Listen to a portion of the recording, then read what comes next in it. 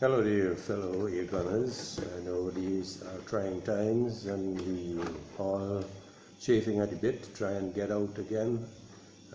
But I just wanted to show you something that I designed for my fellow airgunners that might keep them happy while we're all housebound. So what I did, because of COVID-19, we've been using a large amount of bleach, and so we've had quite a few of the 1 gallon bottles around. So I thought of coming up with something to use them. And being an air gunner, of course, we shoot targets, and so I came up with a combination target and pellet trap using a 1 gallon bleach bottle. This is the standard bleach bottle, the 1 gallon, and this is what it looks like inside. So the whole idea about this is that is to encourage us to keep shooting safely down in your basement or in your office or in your garage. And it is designed for, one of the parameters of the design is that it should not exceed, you should not use BB guns or air guns, primarily pistols. This is what it's designed for. With a muzzle energy not exceeding 3 pounds. That translates to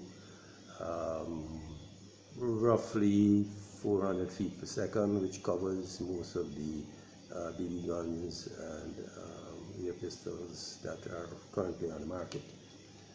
So I also wanted to use, because we were housebound, to try and use as many items that we would have in-house without having to go out and buy stuff. So of course we have the bleach bottle. We'll need some jumbo paper clips or ordinary paper clips. In this case I've used 2 of the paper clips, but if you have smaller ones you can use 4 and join them together.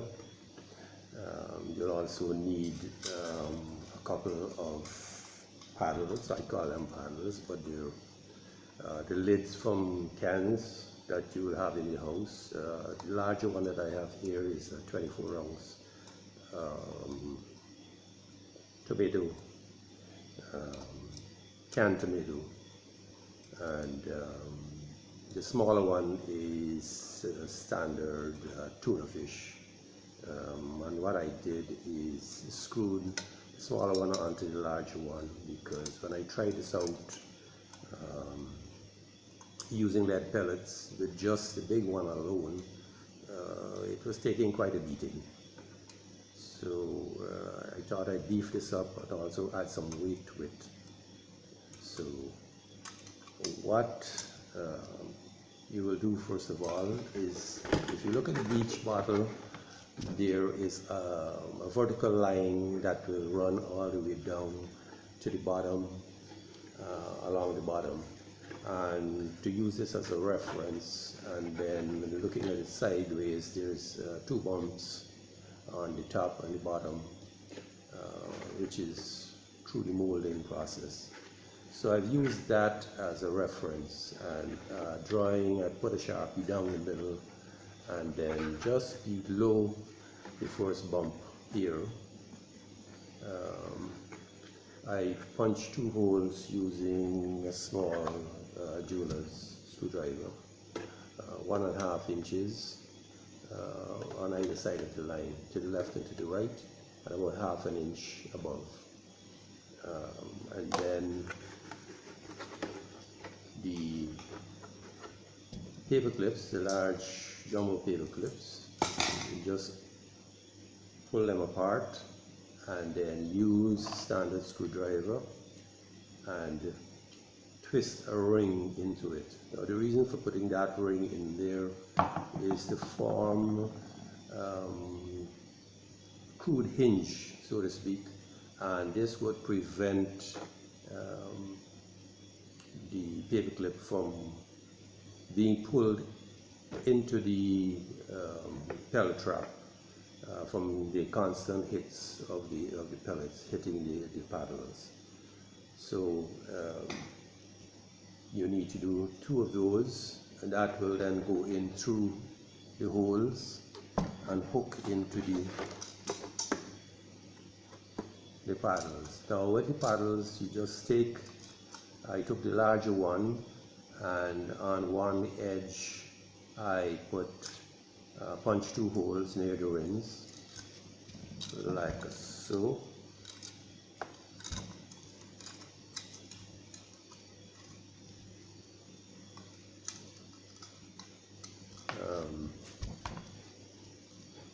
Two holes,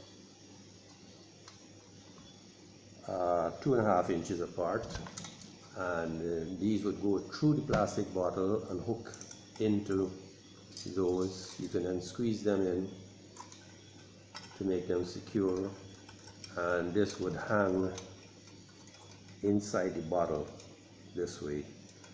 So when the whole idea about this is that you would shoot this, use this as your target, and because this is hanging and movable, the pellets would hit here and glance off at an angle and be collected in the bottle. Now you will notice that the bottom of the bottle is cut out. What I did, I just followed the same line all the way down, right through to the bottom, and then 2 inches above from this end of the bottle, I just drew a line straight across, and then you will use a blade to just cut out that portion. Now to go along with this, you will also need a piece of cardboard. Now I'm just using this. This is just standard cardboard for a case of tuna fish that we bought. So the whole idea about this is that you will then unscrew the cover from here, and then you use this as a template to mark a hole on the cardboard. That's the hole there.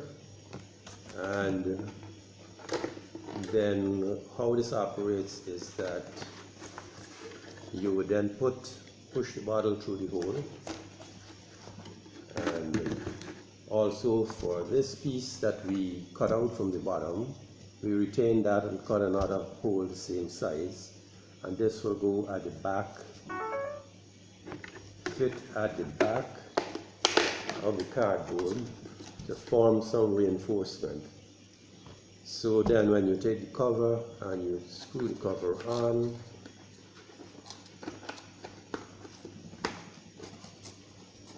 it fits very tightly, and I've left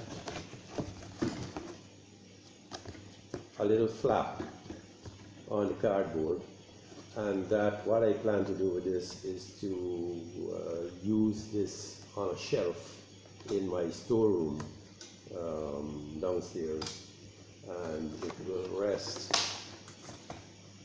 on the shelf this way, and just put a weight on top here to hold it. This will then hang from the shelf, and you'll be shooting from that direction through here. I tried it out with my P17, and most of the lead pellets are staying inside. There's the odd one that jumped out. So what I came up with is to use the base of the bottle as a template and cut out some cardboard, which I plan to put on top of. I've also pasted a target on top. These targets you can go online and download them for free and print them off. So this will go on top here, and just tape it on with Scotch tape.